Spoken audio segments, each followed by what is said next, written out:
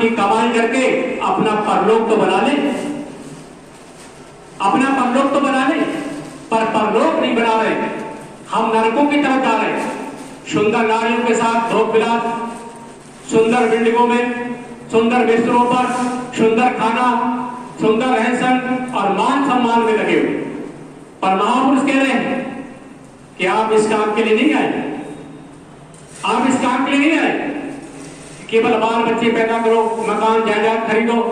आप तो सिर्फ इसलिए आए दुनिया में कि अब तक 84 लाख योनियों में बहुत कष्ट झेले आपने। अब आपको ये मनुष्य शरीर मिला है तो परमात्मा का भजन करके अपना काम बना करके जाओ और आप सत्यलोक में चले जाओ, अमरलोक में चले जाओ, जहां से आत्मा आई थी। क्योंकि आप तो पहले सत्यलोक की रहने वाली थी, पर काल निरंजन भगवान के ऊपर मोहित होने के कारण और काल के कहने पर, परमात्मा ने नहीं कहा, काल के कहने पर आप बहकावे में आ गई और काल की दुनिया में आ गई। अब निकलने का कोई रास्ता नहीं है। तो एक लाइन कहूंगा, लोगों की बात बीच में छोड़ रहा हूं। वो कह रहे हैं, हुआ को भोग कठिन दुखदाई, तन सड़ मरे उपज बेमाई। अगर आपने दुनियादारी नहीं छोड़ी, हरि भजन नहीं किया, परमात्मा के भजन में अपनी सांसों को नहीं लगाया, तो कह रहे हुआ का भोग कठिन दुखदाई, कि आपको ऐसे नरकों में डाला जाएगा कि आपको इतना पछताना पड़ेगा, इतना पछताना पड़ेगा कि वहां कोई सोल सिफारिश से निकाल कर नहीं लाएगा।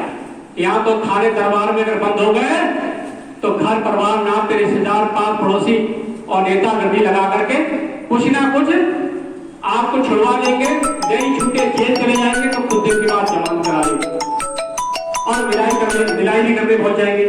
वहां कोई परिवार वाला मिलाई करने नहीं जाएगा और ना कोई वहां से निकाल सकता है, क्योंकि वहां की पुलिस रिश्वत नहीं लेती, वहां की पुलिस न्याय करती है, न्याय। हमने, परमात्मा ने मनुष्य दिया था परमात्मा का भजन करने के लिए, और हमने सांसारिक दौलत को इकट्ठा किया, परमात्मा का भजन नहीं किया, इसलिए हमें वहां पर सजा दी जा रही है। तो एक लाइन और कहूंगा यहाँ पर,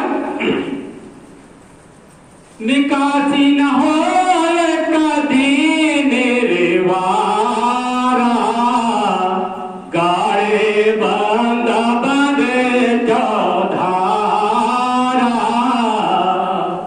कह रहे निकासी न हो कभी निर्वारा, कि आप सोचते हो कि हमने कत्ल किया, मर्डर किया, 20 साल के बाद घर वापस आ जाएंगे, वहां से वापस आने का कोई रास्ता नहीं है। कह निकासी ना होए कभी निर्वारा, गाड़े बंद बदे चौधारा, कि कान भगवान ने आपको ऐसे बंधनों से बांध दिया है कि कभी नरकों से निकल नहीं सकते।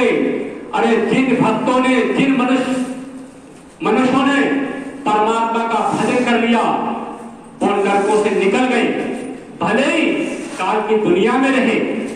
जैसे सुखदेव जी 14 करोड़ के ज्ञानी, राजा जनक विदेह संत हुए, आज भी हम लोग उनका नाम ले रहे हैं, उनका अपना स्थान अलग रहा होगा।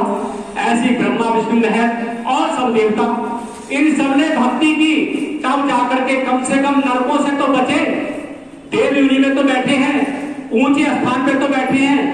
हमें आज की दुनिया मृतलोक में रहने वाले भगवान तो कह रहे हैं, उन्हें कम से कम इतना दर्जा तो मिल गया, और हमने मनुष्य शरीर पाने के बाद नरकों में जाने वाला काम किया।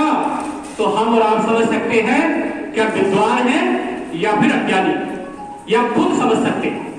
तो इसलिए जो है कबीर साहब की वही वाणी फिर से दोहराऊंगा, फिर एक शब्द बोलेंगे, फिर बात को विराम देंगे। कबीर साहब ने वही कहा कि शब्द शब्द बोलतरा शार शब्द चित्ते, जहां शब्दई,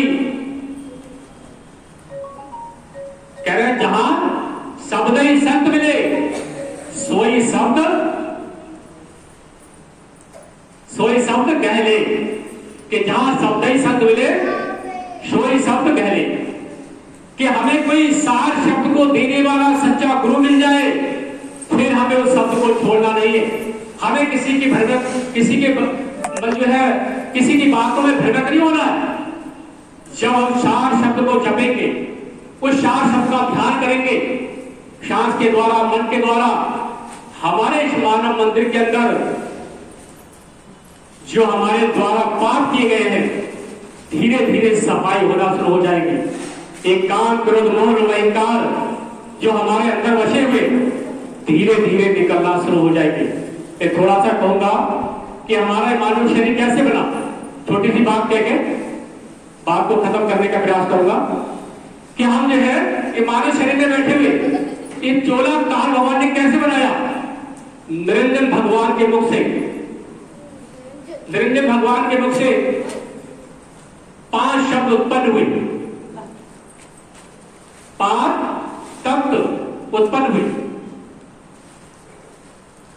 और यह 25 प्रकृतियां, 5 शब्द कौन से हैं? 5 तत्व, क्योंकि सृष्टि की रचना की उन्होंने, तो कैसे हुई? हम और आप कैसे बने? कौन से मसाले से हम लोग बने? तो निरंजन भगवान ने 5 तत्वों को उत्पन्न किया और 25 प्रकृतियां और 3 गुणों को उत्पन्न किया। तो निरंजन भगवान ने इनको उत्पन्न किया और ओंकार ने इसको तैयार किया। ओंकार ने इसको तैयार किया। कैसे कैसे तैयार किया? कैसे कैसे तैयार किया? कि जैसे हमारा मूल चक्र है, जिसे हम धरती तत्व भी कहते हैं, जिसे हम पृथ्वी तत्व भी कहते हैं। पृथ्वी तत्व की 5 प्रकृतियां कौन सी हैं? जो धरती को जरूरत है, क्योंकि शरीर वैसे बनेगा नहीं, बॉडी बनेगी नहीं, बॉडी बनाने के लिए मसाले चाहिए। जैसे मशीनरी कोई बनाई जाती है, उसको बनाने के लिए हर मुद्दे की आवश्यकता है। तो इसलिए जो है पृथ्वी तत्व, धरती तत्व को 5 प्रकृतियां जो है ओंकार शब्द की तरफ से या निरंजन भगवान की तरफ से कौन सी मिली? हाड़, चाम, नस, नाखून और बाल।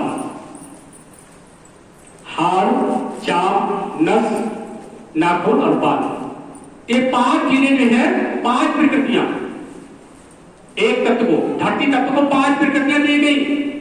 तो इस शरीर के ऊपर जो खाल देख रहे हैं, हाड़ देख रहे हैं, मांस देख रहे हैं और बाल देख रहे हैं, ये धरती तत्व को प्रकृति से मिली। काल निरंजन ने जो इन चीजों को उत्पन्न किया। और दूसरा तत्व हमारा आता है श्वास चक्र, जहां पर 6 दल का कमल है, 6 पंखड़ियों वाला कमल का फूल है। तो दूसरा तत्व हमारा आता है जल तत्व।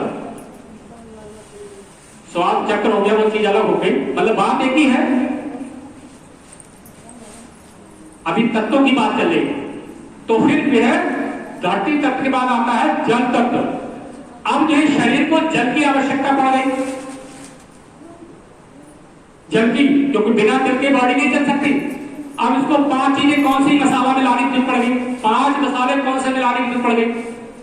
तो कह रहे हैं कि लाल, पसीना, वीर्य